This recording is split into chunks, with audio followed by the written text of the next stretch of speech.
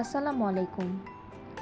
আজকে আপনাদের সাথে শেয়ার করব মুরগির কোরমা রেসিপি। প্রথমে একটি কড়াইয়ে পরিমাণ মতো তেল নিয়ে এতে একটি এলাচি, এক টুকরো দারচিনি, একটি তেজপাতা, 1 কাপ পরিমাণ পেঁয়াজ দিয়ে ভালো করে ভেজে নেব। পেঁয়াজ বেরেস্তা হয়ে এলে এতে দিয়ে দেব পেঁয়াজ ও কাঁচামরিচের পেস্ট।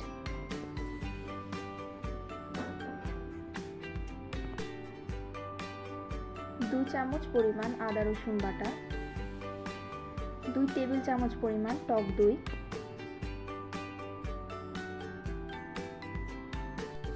ভালো মতো নেড়েচেড়ে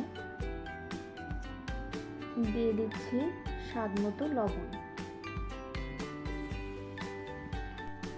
2 চামচ ভাজা জিরে গুঁড়া, 1 চামচ ধনিয়া গুঁড়া,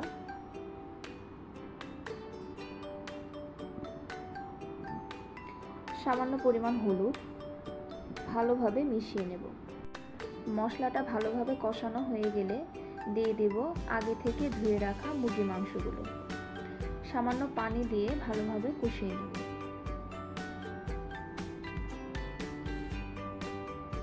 কিছুক্ষণ কষানোর পরে দিয়ে দেব বাদাম বাটা।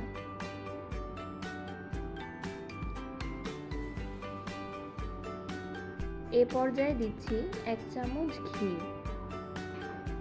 দিয়ে দেব কিছু কাঁচামরিচ, ভালোভাবে নেড়েচেড়ে ঢেকে দেব।